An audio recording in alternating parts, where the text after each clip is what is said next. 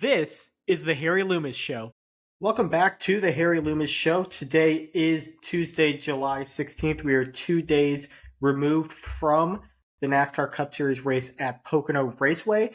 And it feels like not a lot of people are talking about Ryan Blaney getting the win. He got his second win of the season, second at Pocono, 12th of his career. But like I said, the topic of conversation is an accident that took place on lap 121. A multi-car pileup. Racing Reference just has it as a crash in turn one right now. It doesn't have all the cars listed, but Corey LaJoie trying to get to the inside of Kyle Busch on a restart. Busch blocks him, and then LaJoie goes up the track, spins out Busch, who slides up into the turn and collects a multitude of cars. It has Ryan Preece, Harrison Burton, Kyle Busch, and Ricky Stenhouse all out of the race as a result of that crash. LaJoie ended up finishing 19th in that race. Man, it was a bad look on Corey LaJoie's part at best. He said Busch blocked him once, which he did. Then he said he blocked him again, which, looking back at the replay, it really doesn't look like what happened. It looks like LaJoie simply goes back up the track and takes out Busch. He takes out Busch. You know, that's one thing. You could say blocking, it's a racing deal, trying to get spots on a restart. But the fact that he collects 8 other cars, including his teammate Carson Hocevar, spun out in the accident, that wasn't a good look. What was said on the radio and after the race by LaJoie trying to justify it by him and his crew chief, I should add, did not help matters. Kyle Busch, first off, it was a horrible weekend for Kyle. I don't think anyone needs the Olympic break coming up in a couple weeks more than Kyle Busch and the 18 does. He had a steering problem on Saturday in practice. Before the race, out on the grid, his crew noticed an oil leak. They had to go in and fix that. They didn't get the car back out onto the grid until about 10 minutes before the command. So they're already starting from behind, had to start at the rear, just had a bad race going, got passed on pace by Cody Ware in the 15 car. That's how bad it got for him. Then got collected in this wreck. Just a bad weekend for him. Bad season in general. I think he's 19th in points right now. He's going to need a win to get into the playoffs, but that's besides the point. A lot of people were calling for for Corey LaJoie to get some sort of penalty. Last week, we saw Bubba Wallace get fined $50,000 for the incident after the race with Alex Bowman, where he put him into the wall. I said last week I thought a fine was fine on that, but $50,000 I thought was a little bit extreme. People were comparing it to the Chase Elliott incident. I didn't think it was as bad. Steve Letarte said the same thing during Saturday during the practice. I agreed with him on that. Obviously, this isn't an apples and oranges comparison, this Corey LaJoie incident. Was it a mistake? Absolutely. At best, it's an egregious misjudgment on Ware's part. I think Dora Bumper Clear did a really good job breaking down this crash. I recommend go in and watch that clip if you haven't already. Brett Griffin, Freddie Kraft, and DJ Majors do a really good job discussing what happened and kind of surrounding it. It's not just that it's a crash. You know, the best case scenario, he made a really bad mistake and it was a bonehead move. It's hard to say during a race that there was an intentional crash. That's obviously a really big allegation. There's no precedent for punishing a driver for spinning someone in the left rear. You see that happen all the time. Right rear is different. That turn in Pocono obviously is a little bit different. It's not like the Bubba Wallace, Kyle Larson incident. It's not like the Chase Elliott, Denny Hamlin incident at the Coke 600 where that was pretty clear as day. You know, they had the SMT data. It sure looked like LaJoie just went into Kyle Busch and took him out. He can make the argument that it's because he's going into the turn and they're so far wide, he's so far down the track. But it doesn't look like that. It doesn't look like, you know, if LaJoie simply said, I tried to make the corner and I got into him, that's one thing. It's still a really bad look. He could have simply checked up. There were still 40 laps to go in the race. Ricky was involved in that crash. He got taken out. He was one of the multiple guys today. I didn't expect us to start wrecking this early. I thought there was still plenty of time. It wasn't even a sure thing that the drivers were going to be able to make it on fuel at that point. 40 laps at Pocono, you can make it, but it's a stretch. It's their thing, and that just kind of opened up the can of worms. There's another wreck right after that. I think I don't know what I would have done if I were NASCAR. He didn't get a penalty. I think Elton Sawyer said that they were going to talk to him. Believe the quote from, according to Bob Pockrass, is that they want to make sure that he's in a good place. something along those lines. That it wasn't about practice. So I did see someone else report that, but they aren't going to penalize him. If they were going to penalize him, I don't know what the penalty would be because, like I said, there is no precedent as bad of a look as it is. You could argue a fine.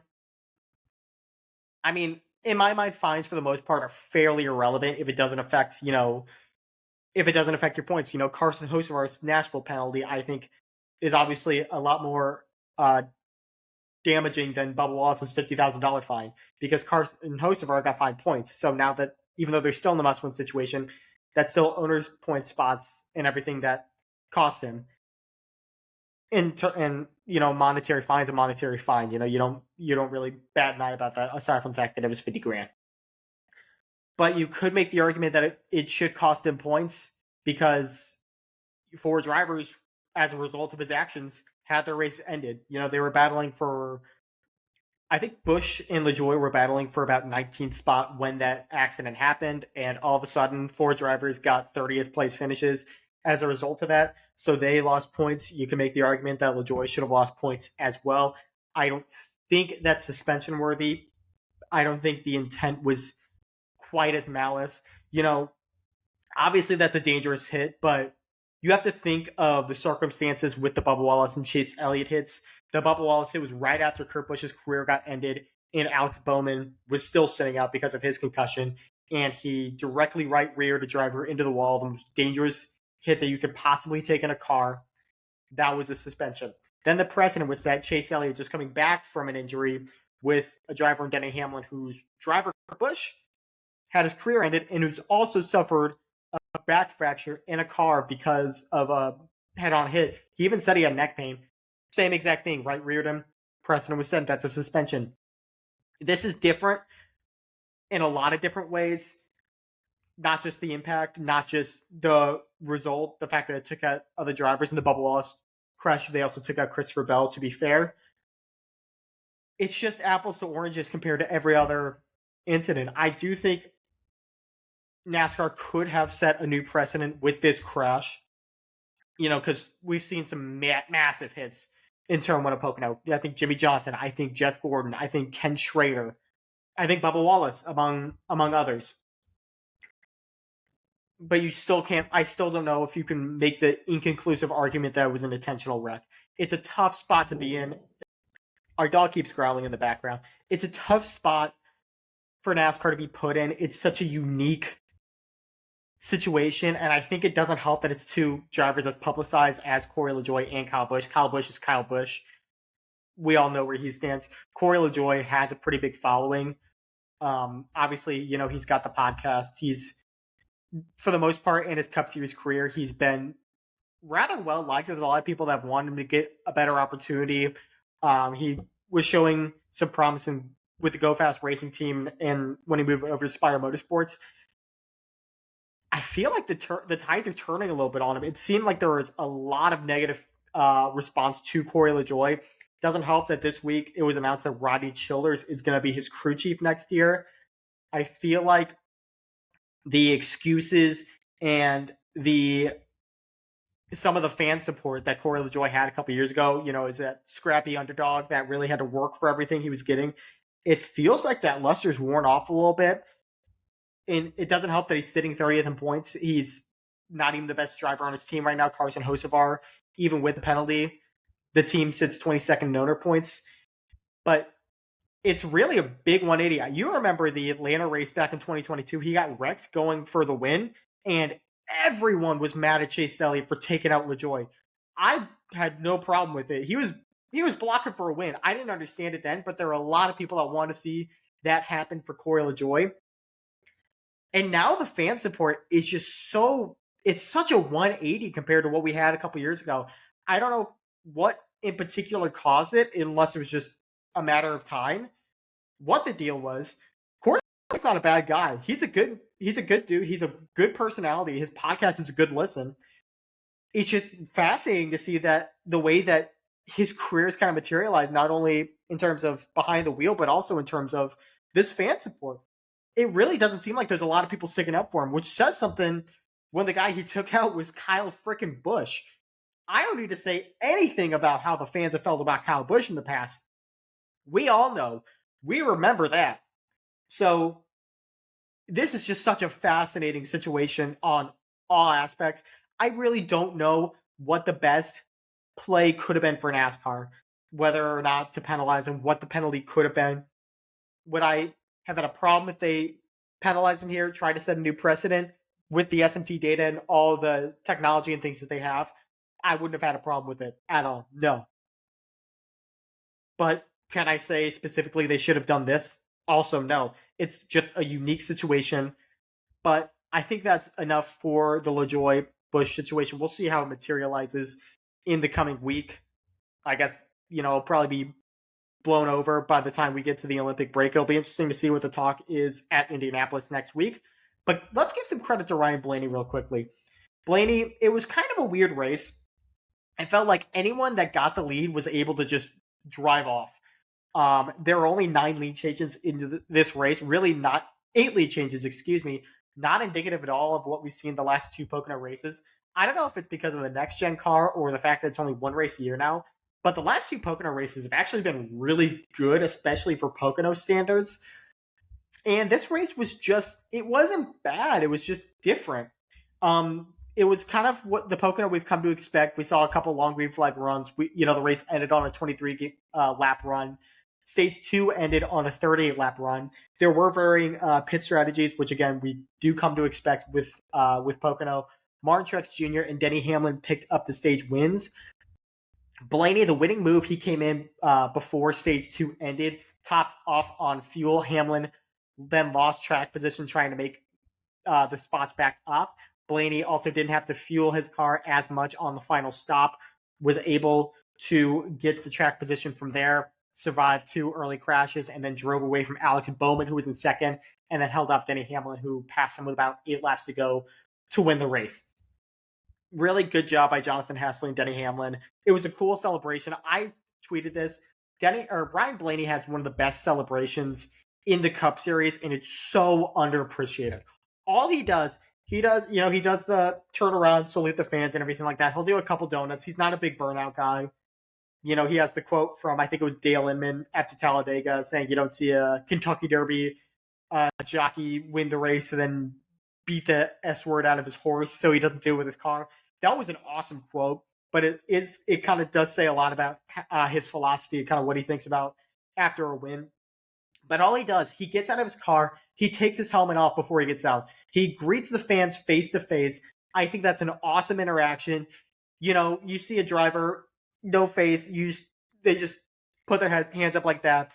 It's cool that they're pumping up their arms, but you can't really see just the joy behind them. I think my favorite one was the Coke 600 when he got emotional at the end of that interview because it was his first win in a year and a half. You could really just see the joy and the excitement that he had right there. I think that's something that really is underappreciated. And also the fact that he finds a fan, a little kid, and gives a flag to them. Ryan Blaney does it right. He's one of the guys that gets it as much as anybody in the Cup Series. And I think we should appreciate that more. It feels like some of the celebrations now that they're on the front stretch could be a little bit cookie cutter. Do a big burnout, smoke the tires and everything like that. Get out, celebrate, and talk to probably Marty Snyder after the race. It feels like copy and paste for a lot of these guys, and that's fine. They want to race. I'm not going to tell them how to celebrate. I have no problem with how they celebrate, but Ryan Blaney does it, I think, the best, maybe of anybody in the Cup Series right now. Looking at the results, my pick for the race was Ty Gibbs, and that did not go well. He started on the pole, and I thought it was written in the stars. He flew past the field coming into the first before the first caution for Noah Gragson. Then on the restart, he slid up the track, lost his track position. Martin Truex took the lead. He pit, and then never really got that track position back. He pit again before the second stage was over. Was back in the top 10. Then there was a caution. He sped on pit road before he was able to get that track position back again. His engine blew up. We need to give NBC some credit for that as well. It was a really good camera shot. It legit looked like chocolate milk was coming out of the pipes. I've never seen an engine failure with that good of footage. Usually you just see the smoke coming out, but it was this close. Just see it all the oil and everything pouring out of his car. It was disgusting and really cool at the same time. Props to NBC for that. But looking at the top 10, Ryan Blaney was your winner. Denny Hamlin, 7-time Pocono winner, was not able to follow up his win from last year. He ended up second. Alex Bowman, another great weekend for him. He ended up third. William Byron was in the hunt all day. He didn't lead any laps, 47 points in total. He was fourth in both stages, finished fourth in the race after starting second. Joey Logano was fifth. Tyler Reddick was sixth. Brad Keselowski, seventh. Martin Truex Jr., who won a stage, eighth. Chase Elliott, ninth. And Bubba Wallace rounds out the top 10. And looking at the playoff standings right now, that was not a great race for Ross Chastain. He got into the wall pretty early. He just lost it up in turn 3 and finished 36. So now he is the last driver in. He got leapfrogged by Chris Buescher. It was a good race for Bubba Wallace. He's now only 27 points behind Ross Chastain with 5 races to go. Is that going to be easy to overcome? No, but is it possible? Absolutely. Bubba Wallace does have some good tracks coming up. So it's going to be interesting to see how the final 5 races of the regular season do materialize. Next week is the last race before the Olympic break. 2 weeks off. I'm not going to like it. We're going to have to find some ways to create content. But next week we are back on the oval. We got the Brickyard 400. I can't wait for it. Really curious to see how the racing is with the next-gen car. I expect it to be pretty solid. I think it's definitely going to be better than Gen 6. And also, I really want to see how this crowd is. You know, the Indy road course, it felt like the track with NASCAR, it really lost its luster. Obviously, Indy's always going to be, it's going to be known for the Indy 500. We are absolutely guests when we have this weekend. I think it's awesome that we're back on the oval. If we're going to do this, I think we got to do it right. I'm really curious to see who steps up here. A lot of people didn't expect Ford to run well at Pocono, but they ran excellently. They won the race with Ryan Blaney. And I don't expect this week to be much different. I think the Fords are going to be a contender this week. And I think my pick before the season, I went with Joey Logano. I said they were going to have a chance to do the double once again with Joseph Newgarden winning the Indy 500. Roger Penske has a chance at the double once again with the Brickyard 400. I don't think he is going to get the win now that I'm picking at this point in the year. I think a driver that needs playoff points, he's in the playoffs already with a win, and has kind of been just consistently hanging out in the top 10, top 15 for the most part, for the majority of the season. He's got a win at the Brickyard. And like I said, both him and his teammate need playoff points. He's only got the 5 from the win. But I'm going to take Brad Keselowski to win this race. He gets Indy. He respects the heck out of this race. He won here in 2018 after a great battle with Denny Hamlin. The year after losing an awesome battle with Casey Kane for the Brickyard 400 win. He's had some really good moments here. He is a guy that loves to step up at these big marquee races. And I think Brad Keselowski is going to kiss the bricks for the second time this weekend. That wraps up our thoughts on Pocono. Coming up, it's going to be a short show this week. Coming up, we're going to rank the multi-car Cup Series teams based on their performance so far in 2024. We will get to that next on the Harry Loomis Show. Back here on the Harry Loomis Show. Like I said, we're going to rank every multi-car Cup team in 2024. I did a terrible job wording this on the title page, but that's what we're doing. There are going to be 34 teams we're going to talk about here. The only 2 chartered teams that won't be discussed will be the single car teams of JTG with Ricky Stenhouse, who is currently 25th in points, as well as the Wood Brothers with Harrison Barton, who are 33rd. I feel like there's not as much to talk about there. I think those teams are relatively straightforward. So we're going to talk about the other 34. Last place in 13th, we have Rick Ware Racing. Now, credit to them. They've gotten better than the end of the Gen 6 era. Justin Haley has done pretty good things for them. He's 30th in points with a 21.9 average finish. 22.9, excuse me. And the 15 car is currently 36 out of 36 in owner points among chartered teams. But it's getting better. Kaz Grala has predominantly been running that car, but we have seen guys like Cody Ware get some runs in there as well. Rick Ware's never going to be a top team by any means, but we don't have the bottom feeders that we used to back in years past. This team is getting better. It's going to be really interesting to see what they do in 2025. There's talks of RFK wanting to add a charter from Stewart Haas Racing. Will they get that, and if so, is Justin Haley a candidate for that ride? We will have to wait and see. 12th place, we have Colleague Racing. AJ Allmendinger has predominantly been driving the 16 car, but we have seen Shane Van Gisbergen and Daniel Dye, among other drivers. I think Ty Dillon got a couple rides. Josh Williams as well have shared the love in that car. Daniel Hemrick is full-time in the 31 car. He is 28th in points.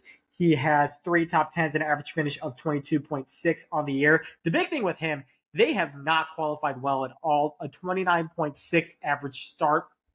Feels like they're starting from behind just about every week.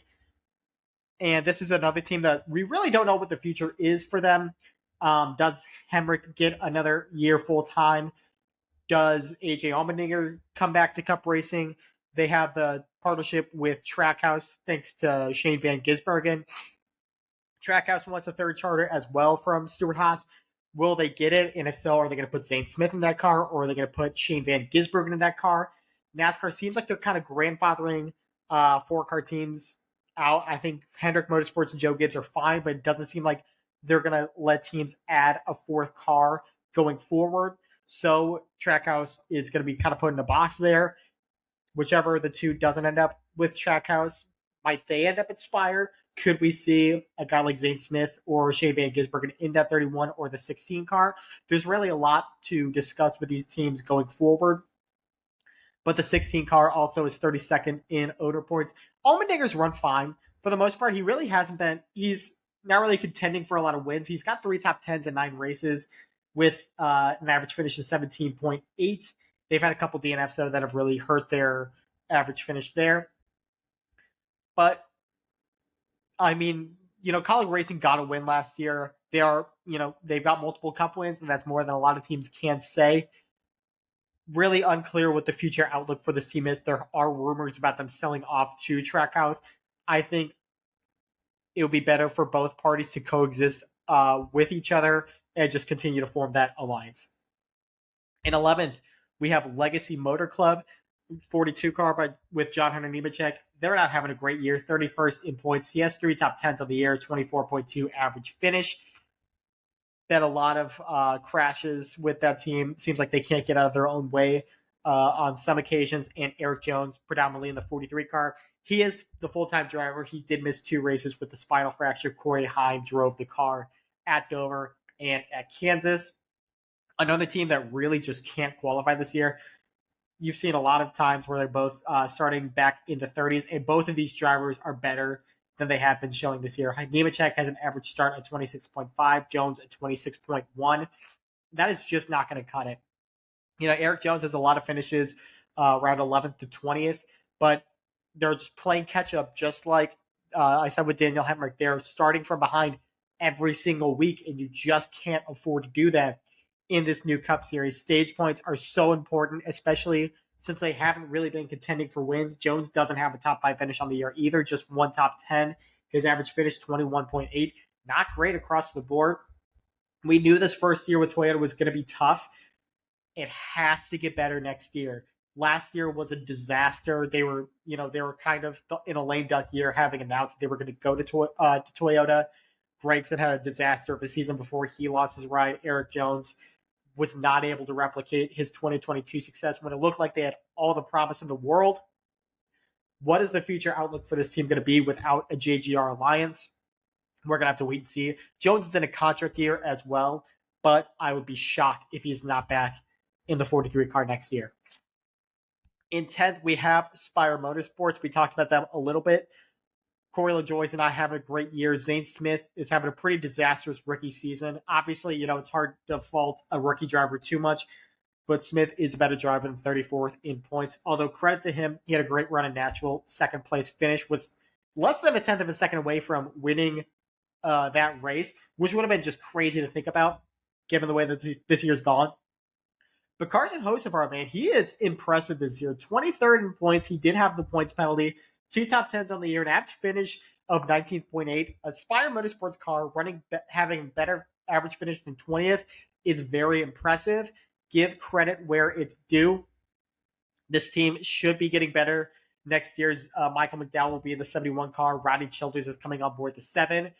Right now, it seems like everything's going to stay the same for Hocevar. Really interested to see what the outlook is for this team. Or another team like Rick Ware, they're not going to be a top team, at least right now, but things are appearing to get better for them. Really, really one of the most interesting teams to follow in 2025 and beyond.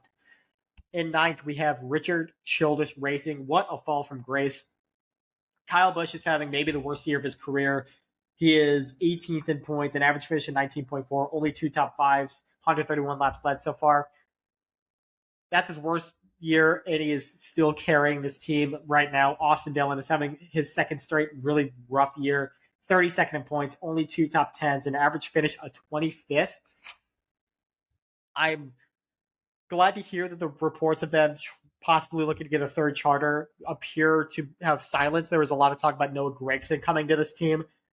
They do not need to expand right now. They need to figure out how to get their 2 cars running worth a darn in any capacity right now, because if you don't have a talent like Kyle Busch in there, they would be a lot lower than 9th on this list. I don't know what the problem is. Andy Pietri just was forced. I don't know if he was forced to retirement or retired on his own, but definitely curious to see that happen midway through the season. Things are not good right now with Richard Childress Racing, and I don't know what the fix is to get it better, but there is a very good chance that Kyle Busch's consecutive years with a win streak ends at 19, the way that things are going. And he's even said he would rather, all he cares about is winning. You know, they're obviously not a championship contender, not by any means. They'd be lucky to make it out of the round of 16 the way they're running. But he'd rather win a race than make the playoffs this year. I honestly don't blame him. We've heard so many drivers over the years say, if the way we're running, we're not even contending for a championship, what does it matter if we make the chase to the playoffs?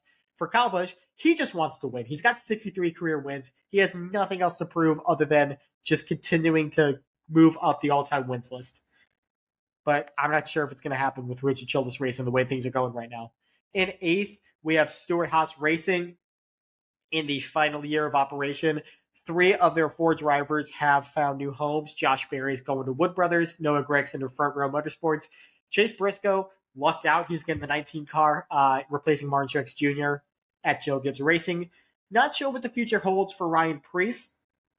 He's 27th in the points this year. He does have a top 5, 2 top 10s on the year, average finish of 21.2, kind of about where he was at last year. Briscoe has gotten better this year. He is currently 16th in points. He is the 18th seed in the playoffs right now. He is the second driver out. 2 top 5, 6 top 10s, average finish of 17th. Josh Berry, kind of about what we'd expect. 2 top 5s, 4 top 10s, average finish 20.8, 21st in points. Not a bad rookie year by any means. Not lighting the world on fire. We have to remember he didn't win his last year in Xfinity either. So obviously no one was expecting him to just light the world on fire his first year, especially given the state of Stewart-Haas Racing. Noah Gragson's been a pleasant surprise this year. He's cooled off a little bit, but he's got 6 top 10s, 1 top 5, an average finish of 19.2. Last year couldn't have gone much worse for him. He's a better driver than he showed. We all know that. And it's good to see him at least return a little bit to form. He's still going to continue to blossom. I think Front Row is a great landing spot for him to continue to develop. He'll be teammates again with Todd Gilliland. It's going to be interesting to see how these 3 drivers, especially, and Preece, we don't know what the future holds for him, and Harrison Burton, those 2 are the only guys that it seems like right now they might not have a home in the Cup Series. But I'm curious to see what the future has for these guys, as well as the Haas factory team. I think we can assume that Cole Custer is going to get that ride. I'm excited to see what he is able to do after taking a couple years off from the Cup Series. Sometimes it's a blessing in disguise, really get back to running in the top 5, the top 10, and get your confidence back a little bit. So I think that was a good call for Cole Custer. I hope he does well next year. And speaking of Front Row Motorsports, they are 7th. They're expanding to 3 cars next year, as we know. Michael McDowell is in a lame duck year. He's 22nd in points, not having a great season for what we've come to expect now from him. 2 top 5, 6 top 10s. He does have 3 poles, the first 3 poles of his career. average finish of 21st. But the most underrated driver in NASCAR this year is Todd Gilliland. He has 20th in points, 3 top 10s, an average finish of 19.6. Before his wreck in Pocono, where I think it was just a brake line that blew out on him, the last race he finished outside of the top 20 was all the way back in Dover. That was 9 consecutive races: 14th, 15th, 17th, 16th, 10th, 12th, 12th, 17th, and 7th.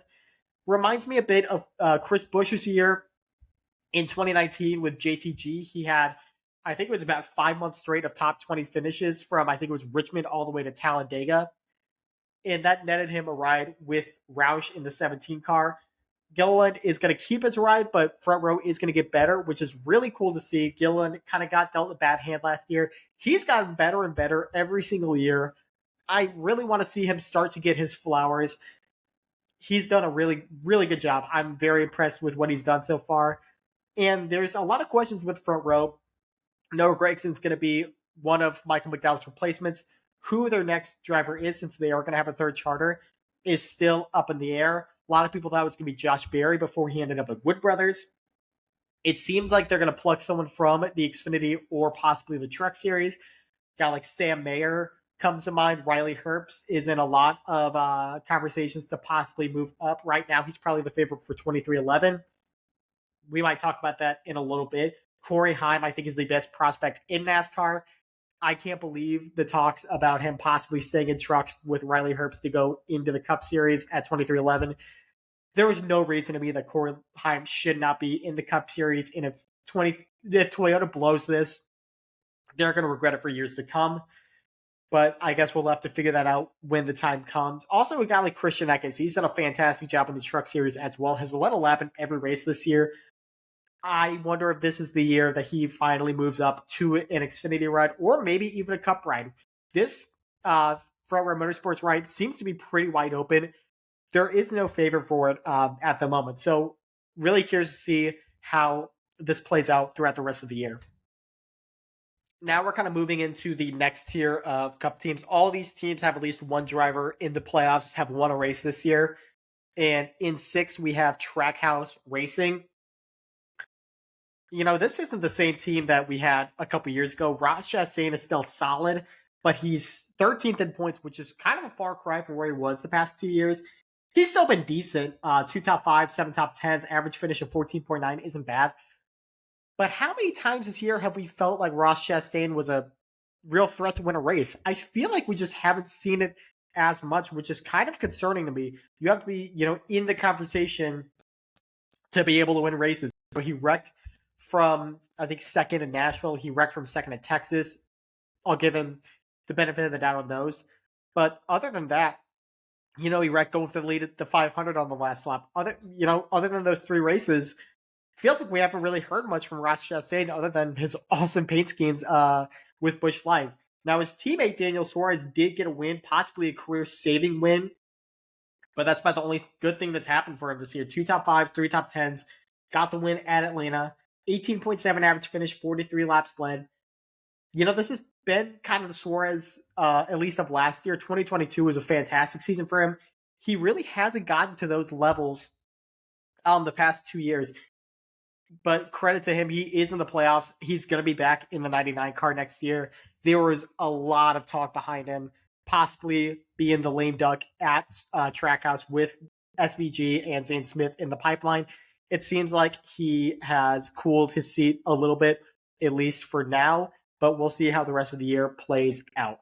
Now we get to the top 5, and I had a pretty tough time organizing these next couple of teams, but in 5th, I went with 2311 Racing. Tyler Reddick is having a fantastic year. He's 3rd in points. He got the win. He leads the Cup Series with 14 top 10s. 8 top 5s are also tied for the series lead. An 11.7 average finish, 409 laps led. Great stats all across the board. But man, it's hard not to feel like they could be a little bit better. It feels like he should have more than 1 win. He should be among those guys with 2 or 3 wins, really racking up those playoff points. He does have 8, and he's going to get more if he stays at this spot 3rd in points. And he's only 15 out from the lead as well. Really a great year for Reddick. Sort of a mini breakout. I feel like for him to fully break out, he's just going to reel off, 4 or 5 wins like he is absolutely capable of.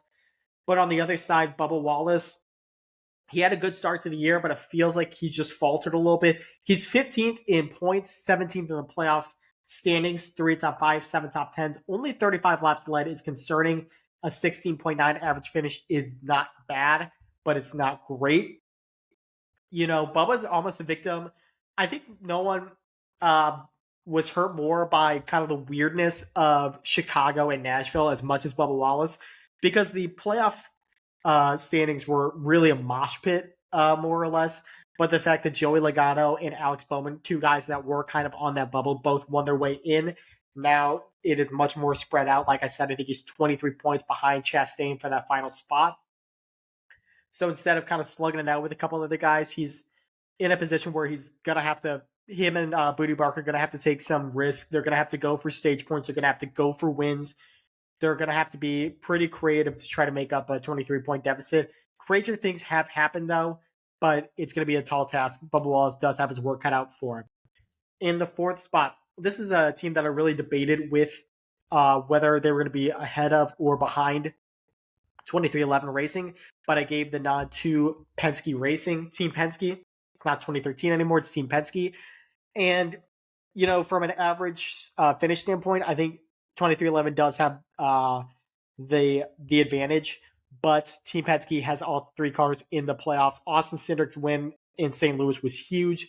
Ryan Blaney might be the hottest driver in the Cup Series right now. He's got 2 wins in the past month or so. And Joey Logano got the win at Nashville. That was a huge win for that team. Logano's having about his worst season at Team Penske. But that's all in the past now. He's got 4 top 5, 7 top 10s. Average finish is 16.8, 228 laps led. Not bad, but not the Logano that we've come to expect. And it is an even year for Logano, so who knows, he might find that magic once again and get his way into the championship 4. But Ryan Blaney especially is really establishing himself as a Cup threat. 6 top 5s, 10 top 10s, 4 to 15 laps led. This isn't the Blaney of old where he would lead a boatload of laps and find ways to lose. He is holding on to these races that he's in control of. Iowa was the best performance of his career, and him and Jonathan Hasselman did a masterful job with the strategy to win at Pocono as well. And Cindric right now, the way they're running, they are a first-round exit, but just being in the dance is better than they were last year. He's still got his work cut out for him. 21.2 average finish is not Team Penske's standard, but a win like that in St. Louis can do a lot for a race team. So I'm curious to see how Cindric progresses throughout the rest of the year.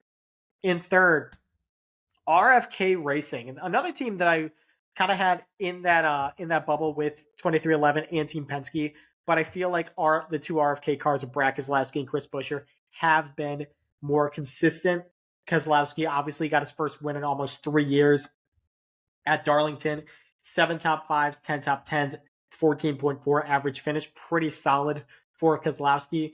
Buescher, 5 top 5s, 9 top 10s, 14th place average finish is not bad by any means.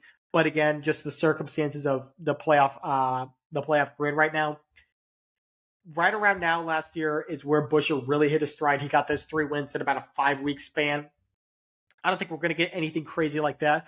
But I do think he has a very good chance to get a win before the regular season ends. He darn near locked himself into the playoffs a couple times, was 1,000th away from winning at Kansas, and then the next week was leading late at Darlington before contact with Tyler Reddick gave Brad Keselowski the win.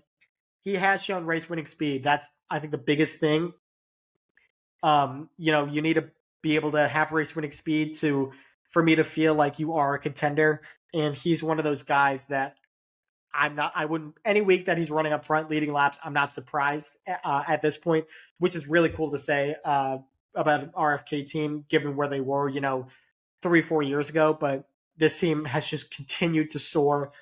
I think they are the best of kind of the second tier of Cup Series teams right now. But the top 2 teams have really established themselves as the cream of the crop. No ifs, ands, or buts about it. If these 2 aren't your top 2, your list is probably inaccurate. It doesn't even matter what order you have them in.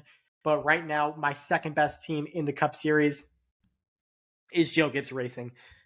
All four of their drivers should make the playoffs. Ty Gibbs is the biggest wild card. He's 11th in points, I believe 14th on the playoff grid, but he has enough of a points buffer, and I still think he can get that first win any week. Martin Truex Jr. is the best driver of those without a win. He's sixth in regular season points. He's got over 100 points over the playoff bubble, and plenty of drivers in between him that have yet to win. He's all but a lock. Meanwhile, Denny Hamlin, Christopher Bell, I wouldn't be surprised if we saw both of them battling for a championship in Phoenix. They are running that well right now. Both of them have 3 wins on the year. Bell was really hitting his stride middle part this past month or so. A couple things didn't go their way at Nashville and Chicago. They could be higher up in playoff points than they already are, which, by the way, they lead the series in playoff points. Bell has 24. Hamlin, by the way, has 20. Both of them are playing the playoff game perfectly right now. They're setting themselves up to have a really easy time the first couple rounds and then work on those final 4 races. But Joe Gibbs Racing, I mean, what more can you say? I'm really curious to see how they progress next year with Chase Briscoe at the helm instead of Martin Truex Jr. I expect, Denny Hamlin's still the leader of this team. I expect Christopher Bell to take on a little bit more of a leadership role, but he's 5 years into his Cup Series career, 4 years into his tenure at Joe Gibbs Racing. I think this is a good time for him to really start to step up.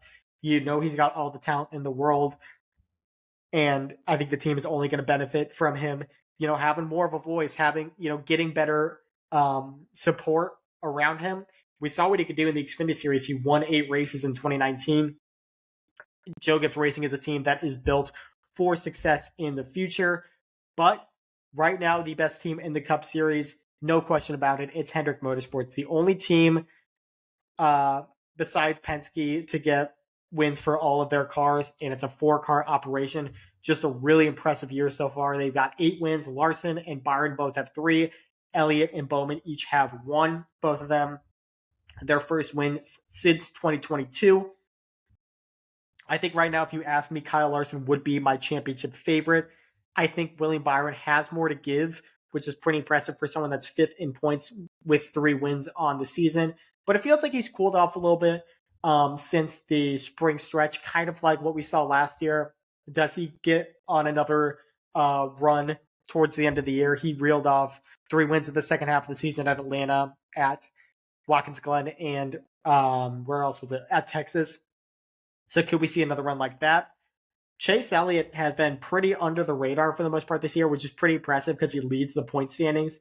A 10.5 average finish in this day and age is absurd. He's got 1 finish, I think, outside the top 20, and it just happened at Chicago. He's only got 6 playoff points, so continuing to run up front, try to maybe win the regular season championship would be really monumental for him. And Alex Bowman, man, I was not high on Bowman to start this year. I had him missing the playoffs. He always starts the year strong, but we've seen him fall off the past couple of years. Not this year, man. He has a 13.3 average finish. He's 10th in points. Got the win last week, 6 top 5s, 12 top 10s. Not leading a lot of laps, but he is getting the best finish possible every single week. And that is such a big skill to have today in the Cup Series. This team is just firing on all cylinders. Another team that I 100% expect to have at minimum 1 representative at Phoenix to fight for a Cup Series championship. So there you have it. So that is going to do it for this week. Not a lot of Blues talk. Again, last week, right after I finished recording, the Blues announced the signing. Ryan Suter is coming into the team on, I think, a $775,000 contract with over $2 million in potential earnings throughout the year. I think it means you're going to trade someone on the left side. I mean, we'll see what ends up happening. Torrey Krug, they tried last year, has a no movement clause. Nick Leddy, I believe, has some sort of no trade clause. So Doug Armstrong has his work cut out for him. But Suter is a decent veteran presence to add on the team. I don't love the idea of him taking minutes from a guy like Scott Pernovich or Matt Kessel. But, this team has been plagued with injuries in the past couple of years. So having a little bit of insurance, especially a guy like Ryan Suter, I don't hate the move at all. That's going to do it for this week on the Harry Loomis Show. We'll see what happens the next coming week. If news comes we need to talk about, this will be your place for it. This is the Harry Loomis Show.